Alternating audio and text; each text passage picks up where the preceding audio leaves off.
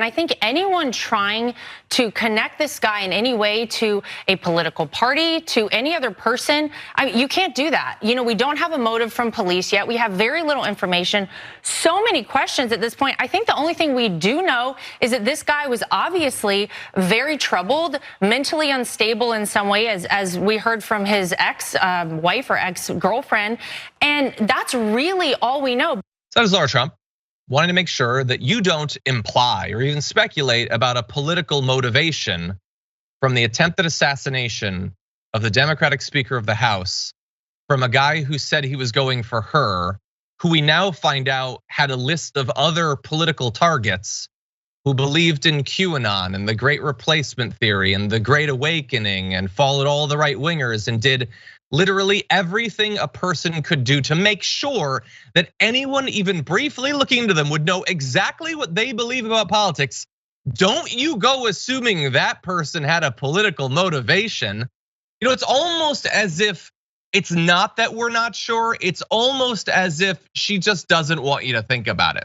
It's almost as if literally anything can happen in America, no matter how dangerous, how scary, no matter how seemingly crossing lines we should never allow our country to cross, and they will find some way to not actually have to do anything. Even self-analysis about how their rhetoric feeds into political violence. I've been predicting for a long time that at some point we're gonna have our Handmaid's Tale moment where someone is going to bring a machine gun and they're going to murder multiple people in elected office. And I've speculated that I think Sean Hannity is gonna find a way to do his monologue that night without any trouble, but we don't need to speculate anymore. This guy wanted to murder Nancy Pelosi with a hammer. He was 100% a right winger in every way that you can be. He believes all of the conspiracy theories that they fill 24 hours a day with, and they don't care and won't do anything. In fact, they're finding a variety of unique ways to make this an issue for the Democrats. And we're gonna get to that. But Dan, first of all, what do you think about the idea that we shouldn't make this a partisan thing? Well, this fits into a strategy that has unfortunately worked way too many times, because this has happened before. Anytime you have a right-wing terrorist, a stochastic terrorist in some kind of way, not a stochastic terrorist, but a real life terrorist, someone who does these things and actually tries to harm people, and oftentimes commits more violence, whether it's usually targeting people of color at churches or at supermarkets. You always get something from the right wing going, oh gee, how does that happen?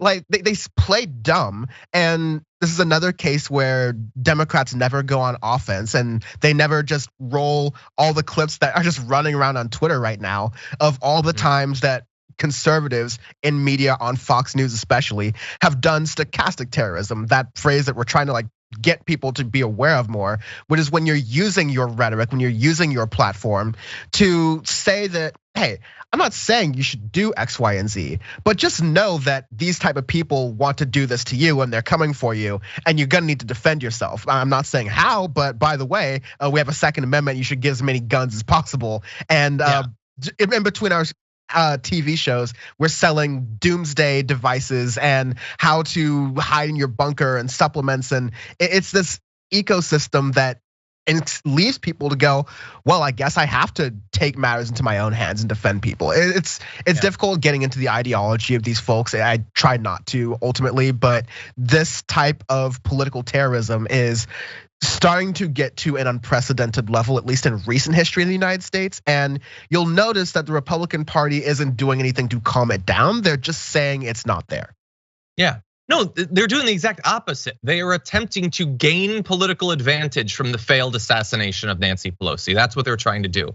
And I know we have an audience that I'm sure is filled up with people who are more optimistic than your average person. And I think that that's generally great. But if you're watching this and you think that their coverage would be significantly different if he had literally killed Paul Pelosi, if Paul Pelosi was laying dead on his kitchen floor, or if Nancy had been there and the guy had successfully bludgeoned her to death with a hammer.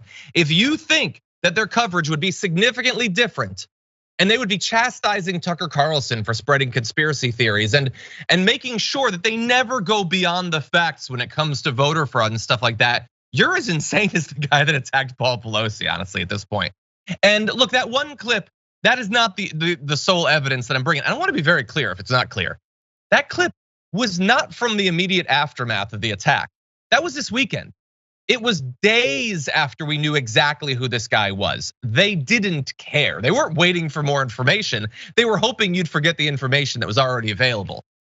So Fox host on Fox and Friends on the weekend says it doesn't add up, the attack.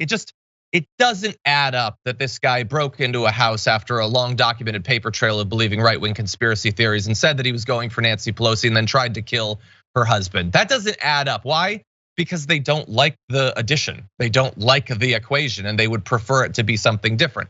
We're gonna get to some of their conspiracy theories that they're spreading about this, but first, I wanna read one of the worst things I think I've ever seen someone with an audience in the millions say. Jesse Waters greeted the attack on Nancy Pelosi by calling for the attempted assassin to be immediately released, saying, what I want is that I want this alleged perpetrator to be treated the exact same way if he had attacked anybody else. Because a lot of people get hit with hammers, a lot of people get attacked, and a lot of the times they're out on bail the next day and it's a simple assault charge. So I don't know why this guy is being treated differently. He's facing what? Attempted homicide? He's in prison right now. We've seen people assault people all the time randomly with all kinds of weapons. Oh, so you have seen the footage of January 6th. Interesting. Anyway, and we see them released the next day. So I don't know why this guy's getting all of a sudden special treatment or different treatment because the victim was so high profile. Remember, if you call in a welfare check, the left wants to send a social worker. What if a social worker had come to this call? You would have had a dead husband and you would have had a dead social worker. That's why you have to have police. Or that's why when someone calls the police saying that a crazy person is in their house trying to kill them, you wouldn't send a social worker in that case. You send a social worker when a crime is not being committed, and you don't want the mere presence of a cop to result in someone having a temporary mental health issue being shot dead by the cops. This is way over his head, way beyond his capacity to understand. The point there is, it doesn't matter that someone tried to kill Nancy Pelosi. It's fine. It's normal. Actually, it's just Democrat crime, really. Who's to say what the guy wanted? But he should definitely be released so he can try to finish the job. He didn't succeed in killing Nancy Pelosi, and I, Jesse Waters, find that to be really inconvenient. So if you could release him so he could successfully kill the Speaker of the House, that would be great. That's what a multi-millionaire said on the news to millions of people, and he will not be punished for it. He will not be chastised for it. In fact, the management of Fox News is probably clapping as they watched it.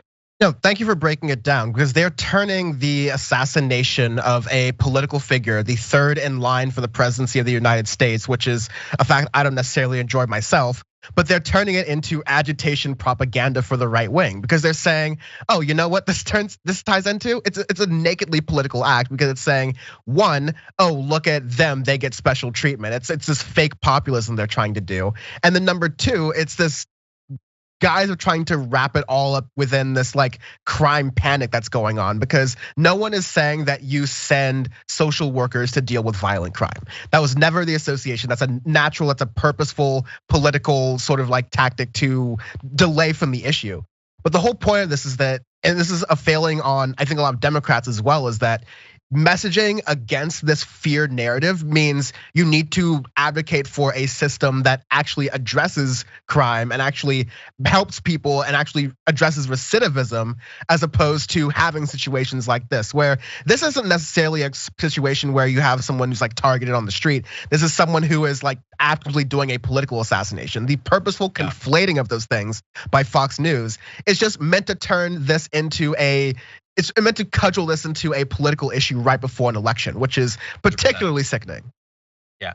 Yeah, it's bad enough to try to make your side attempting to kill the other side a good thing for you. What's worse is it'll probably work. The right wing will probably be fired up by this, and there will be no consequences.